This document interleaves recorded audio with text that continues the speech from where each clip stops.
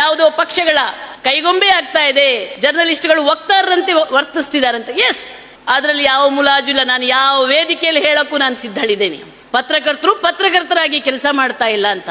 ಆದರೆ ನೀವು ಪತ್ರಕರ್ತರು ಆ ರೀತಿ ಆಗೋಕ್ಕೂ ಕಾರಣ ನೀವು ವೀಕ್ಷಕರಾಗಿ, ಓದುಗರಾಗಿ ನಿಮ್ಮ ಪಾತ್ರವೂ ಇದೆ.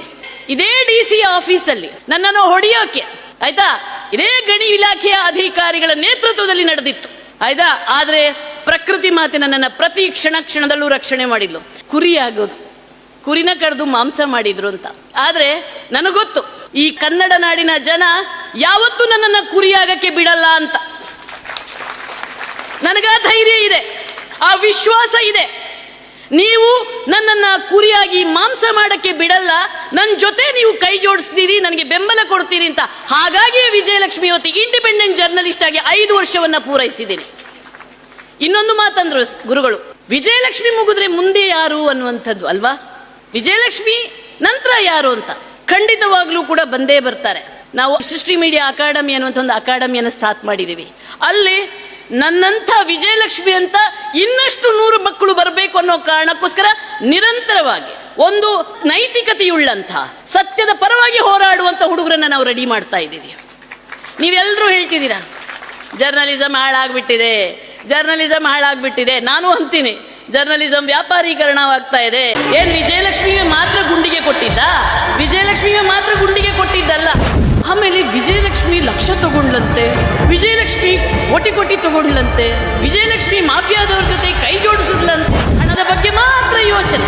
ಅವ್ರು ಏನಾದ್ರು ಸಾಧನೆ ಮಾಡ್ತಿದಾರೆ ಅಂದ್ರೆ ಏನೋ ಇರ್ಬೇಕು ಇವರಿಗೆ, ಏನೋ ಇರ್ಬೇಕು ಅನ್ನುವಂತ ಕೊಳಕು ಭಾವನೆಗಳು ತುಂಬಾ ಇದೆ.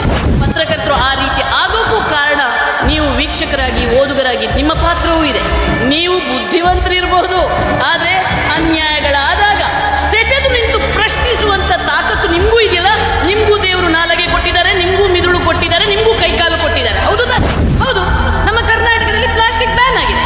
ಮತ್ತೆ ಯಾಕೆ ಬರ್ತಿದೆ ರಾಶಿ ಪ್ಲಾಸ್ಟಿಕ್? ಹೇಗೆ ಬರ್ತಿದೆ? ಇಲ್ಲಿ ನನಗೆ ಮರ್ಡರ್ ಅಟೆಂಪ್ಟ್ ಕೂಡ ಆಯ್ತು. ಈ ಕನ್ನಡ ನಾಡಿನ ಜನ ಯಾವತ್ತೂ ನನ್ನನ್ನು ಕುರಿಯಾಗಕ್ಕೆ ಬಿಡಲ್ಲ ಅಂತ. ವಿಜಯಲಕ್ಷ್ಮಿ ಮುಗಿದ್ರೆ ಮುಂದೆ ಯಾರು ಅನ್ನುವಂಥದ್ದು ಅಲ್ವಾ. ಜರ್ನಲಿಸಂ ಹಾಳಾಗ್ಬಿಟ್ಟಿದೆ, ಜರ್ನಲಿಸಂ ಹಾಳಾಗ್ಬಿಟ್ಟಿದೆ. ನಾನು ಅಂತೀನಿ, ಪತ್ರಕರ್ತರು ಪತ್ರಕರ್ತರಾಗಿ ಕೆಲಸ ಮಾಡ್ತಾ ಇಲ್ಲ ಅಂತ. ನಮ್ಮ ಈಗಿನ ತಂದೆ ತಾಯಿಯಂದ್ರು ಹೇಳಿ ಮಕ್ಕಳನ್ನ ಹುಟ್ಟಿಸ್ತಿರುವಾಗ ಬೆಳೆಸ್ತಿದ್ದೀರ. ಪ್ಲೀಸ್ ಮಕ್ಕಳನ್ನ ಬಿಟ್ಬಿಡ್ರಿ, ಅವರನ್ನ ಚಾಲೆಂಜ್ ತಗೊಳ್ಳಕ್ಕೆ. ಮಕ್ಕಳಲ್ಲಿ ಇರುತ್ತೆ ಗುಣ, ಚಾಲೆಂಜ್ ತಗೊಳ್ಳೋದು. ದಯವಿಟ್ಟು ಮಕ್ಕಳನ್ನ ಮಕ್ಕಳರಾಗಿ, ಹೇಡಿಗಳಾಗಿ ಬೆಳೆಸಬೇಡಿ, ಧೈರ್ಯವಂತರಾಗಿ ಬೆಳೆಸಿ. ಆವಾಗ ಮಾತ್ರ ಈ ಸಮಾಜದಲ್ಲಾಗುವಂಥ ಅನ್ಯಾಯದ ವಿರುದ್ಧ, ಭ್ರಷ್ಟರ ವಿರುದ್ಧ, ದುಷ್ಟರ ವಿರುದ್ಧ ಹೋರಾಟಕ್ಕೆ ನಾವು ಸಿದ್ಧರಾಗ್ಬೋದು, ಪ್ರಶ್ನಿಸ್ಲಿಕ್ಕಾಗತ್ತೆ.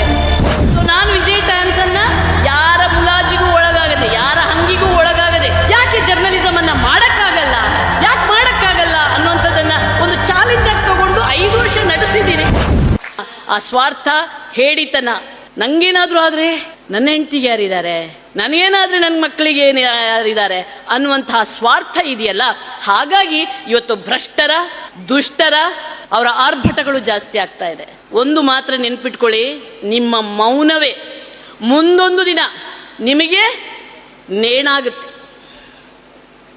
ಪಾಶ ಆಗುತ್ತೆ ಅನ್ನೋದನ್ನ ಮರಿಬೇಡಿ. ದಯವಿಟ್ಟು ಪ್ರಶ್ನೆ ಮಾಡಿ, ಭ್ರಷ್ಟರ ವಿರುದ್ಧ ಹೋರಾಡೋದಕ್ಕೆ ನೀವು ಕೂಡ ದನಿ ಎತ್ತಿದ್ರೆ, ನೀವು ನೋಡಿರ್ಬೋದು ನೇಪಾಳದಲ್ಲಾಗಿರುವಂಥ ಕ್ರಾಂತಿ, ಅಂಥ ಕ್ರಾಂತಿ ಆಗಬೇಕಾದ್ರೆ ನೀವು ಕೂಡ ಎಚ್ಚೆತ್ಕೊಳ್ಬೇಕಾಗತ್ತೆ. ನಮ್ಮ ಬುದ್ಧಿವಂತರ ನಾಡಲ್ಲಿ ನಾವು ಒಂದು ಸ್ವಲ್ಪ ಜಾಸ್ತಿ ಸ್ವಾರ್ಥಿಗಳಾಗ್ತಾ ಇದ್ದೀವಿ. ನಮ್ಮ ಸುತ್ತಮುತ್ತಲು ಏನೇ ಆದರೂ ಕೂಡ, ನಾನು ಇಲ್ಲಿ ಬಂದಾಗ ಕೆಲವರು ಇರ್ತಾರೆ ನನ್ನ ಜೊತೆ ನಿಂತ್ಕೊಂಡು ಹೋರಾಟ ಮಾಡೋರು, ಮತ್ತೆಲ್ಲರೂ ಕೂಡ ಹಿಂದಿನಿಂದ ಅಲ್ಲಿಂದ ಫೋನ್ ಮಾಡ್ತಾರೆ, ಮೇಡಮ್ ಬೆಂಗಳೂರಿಗೆ ಖರ್ಚಾಗ್ತೀವಿ, ಪೆಟ್ರೋಲ್ ಖರ್ಚಾಗ್ತೀವಿ ನಿಮಗೆ, ನಾವು ಮಾತ್ರ ಇರಲ್ಲ ಅಂತ. ಹಂಗಾಗಬೇಡಿ, ಎಲ್ಲರೂ ಕೈ ಜೋಡಿಸೋಣ. ಖಂಡಿತವಾಗ್ಲೂ ಕೂಡ ಎಸ್, ನನಗೆ ಸಾಕಷ್ಟು ಬಾರಿ ಮರ್ಡರ್ ಅಟೆಂಪ್ಟ್ಗಳಾಗಿವೆ, ಬೆದರಿಕೆಗಳು ಬರ್ತಾ ಇರ್ತವೆ, ಹೋರಾಟ ಮಾಡಲೇಬೇಕಾಗುತ್ತೆ. ನನ್ನ ಮೇಲೆ ಹಾಕಿರುವಂಥ ಕೇಸ್ಗಳಿಗೆ ನನ್ನ ಗುರುಗಳು ಹೇಳಿದ್ರು 125 ಕೇಸಲ್ಲ, ನನ್ನ ಮೇಲೆ 135 ಕೋಟಿ ಮಾನನಷ್ಟ ಮೊಕದ್ದಮೆಯ ಹಗರಣಗಳ ಜೊತೆಗೆ ಪ್ರಕರಣ, ಬೇಕಾದಷ್ಟು ಕೇಸ್ಗಳಿವೆ. I enjoy it. ನಾನು ಹೇಳದ್ನಲ್ಲ, ನನಗೆ ಖುಷಿ, ಯಾಕಂದ್ರೆ ನಾನು ಹೋರಾಟ ಮಾಡ್ತಾ ಇದ್ದೀನಿ. ನನಗೆ ಅದೇ, ನಾನು ಯಾವಾಗಲೂ ಭಾಷಣದಲ್ಲಿ ಹೇಳ್ತೀನಿ, ನನಗೆ ಜೀವ ಬೆದರಿಕೆಗಳು ಬಂದಿಲ್ಲ ಅಂದರೆ ಬೋರ್ ಆಗಕ್ಕೆ ಶುರುವಾಗ್ಬಿಡುತ್ತೆ. ಯಾವಾಗಲೂ ಹೇಳ್ತಾ ಇರ್ತೀನಿ, ನನಗೆ ಯಾಕೋ ಏನೋ ಸಪ್ಪೆ ಆಗಿದೆ ಅನ್ಸುತ್ತೆ ಈ ಸಲ ಸ್ಟೋರಿ ಅಂತ ಅನಿಸ್ಬಿಡುತ್ತೆ. ಬಟ್ ಆ ಖುಷಿ ಯಾಕಂದರೆ ನಾನು ಈ ಸಮಾಜವನ್ನು ತುಂಬ ಪ್ರೀತಿಸ್ತಿದ್ದೀನಿ, ಉತ್ಕಟವಾಗಿ ಪ್ರೀತಿಸ್ತಿದ್ದೀನಿ. ಅವರಂದ್ರು ಗಂಡನ ಬಗ್ಗೆ ಯೋಚನೆ ಮಾಡಬೇಕು, ಮಕ್ಕಳ ಬಗ್ಗೆ ಯೋಚನೆ ಮಾಡಬೇಕು ಅಂತ.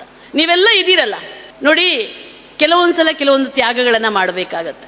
ಜರ್ನಲಿಸಮ್, ಅದರಲ್ಲಿ ಇನ್ವೆಸ್ಟಿಗೇಟಿವ್ ಜರ್ನಲಿಸಮ್ ಅಂದ್ರೆ ಅದು ತಪಸ್ಸು ತರ, ಅದು ಎಲ್ಲ ತ್ಯಾಗವನ್ನು ಕೇಳುತ್ತೆ. ನನ್ನ ಅಮ್ಮನೇ ಸಾಕಷ್ಟು ಬಾರಿ ಕೇಳಿದ್ರು, ನಿನ್ಗೆ ಯಾಕೆ ಅಧಿಕ ಪ್ರಸಂಗ ಅಂತ.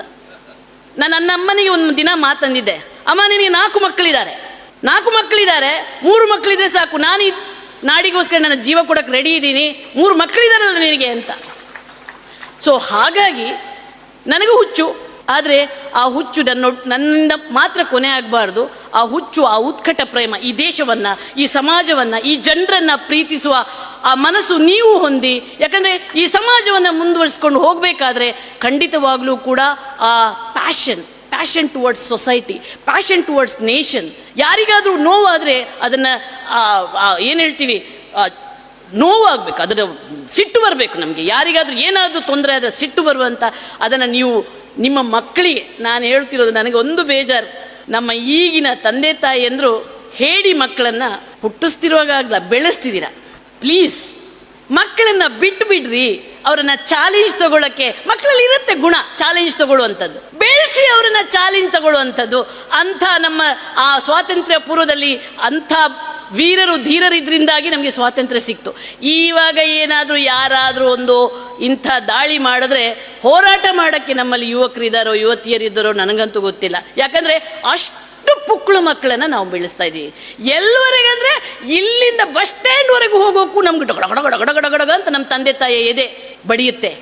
ದಯವಿಟ್ಟು ಮಕ್ಕಳನ್ನ ಪುಕ್ಕಳರಾಗಿ, ಹೇಡಿಗಳಾಗಿ ಬೆಳೆಸಬೇಡಿ, ಧೈರ್ಯವಂತರಾಗಿ ಬೆಳೆಸಿ. ಆವಾಗ ಮಾತ್ರ ಈ ಸಮಾಜದಲ್ಲಾಗುವಂಥ ಅನ್ಯಾಯದ ವಿರುದ್ಧ, ಭ್ರಷ್ಟರ ವಿರುದ್ಧ, ದುಷ್ಟರ ವಿರುದ್ಧ ಹೋರಾಟಕ್ಕೆ ನಾವು ಸಿದ್ಧರಾಗ್ಬೋದು, ಪ್ರಶ್ನಿಸ್ಲಿಕ್ಕಾಗತ್ತೆ.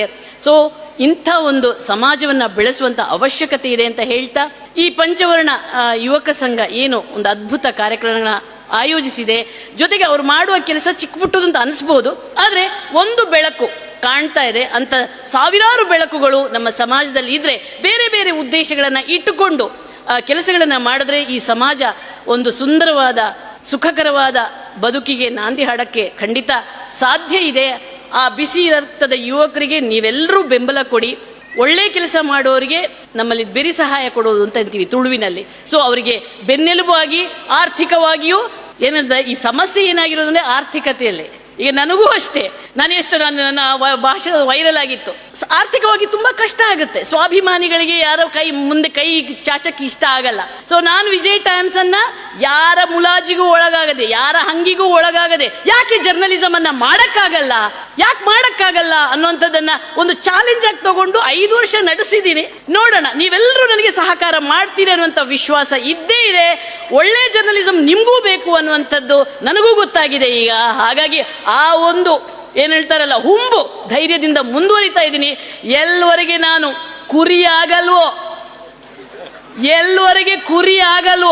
ಅಲ್ಲಿವರೆಗೆ ಈ ಸಮಾಜದಲ್ಲಿ ಆಗುವಂತ ಭ್ರಷ್ಟರ ವಿರುದ್ಧ, ದುಷ್ಟರ ವಿರುದ್ಧ ಹೋರಾಟ ಮಾಡಿಯೇ ಮಾಡ್ತೀನಿ. ಅದಕ್ಕೆ ನೀವು ಬೆಂಬಲ ಕೊಡ್ತೀರಿ ಅನ್ನುವಂಥ ವಿಶ್ವಾಸದೊಂದಿಗೆ ಮತ್ತೊಮ್ಮೆ ನಿಮ್ಗೆಲ್ರಿಗೂ ಕೂಡ ನನ್ನ ಪ್ರೀತಿಪೂರ್ವಕವಾದ ನಮನಗಳನ್ನ ಸಲ್ಲಿಸ್ತಾ, ಈ ಪ್ರಶಸ್ತಿ ಕೊಟ್ಟ ತಮ್ಗೆಲ್ರಿಗೂ, ಪ್ರಶಸ್ತಿ ಸ್ವೀಕರಿಸಿದ ಸಂದರ್ಭದಲ್ಲಿ ಸಾಕ್ಷಿಯಾದ ತಮ್ಗೆಲ್ರಿಗೂ ಕೂಡ ಅಷ್ಟೇ ಪ್ರೀತಿಪೂರ್ವಕವಾದ ನಮನನ್ನ ಸಲ್ಲಿಸ್ತಾ ನನ್ನ ಮಾತನ್ನು ಮುಗಿಸ್ತೀನಿ.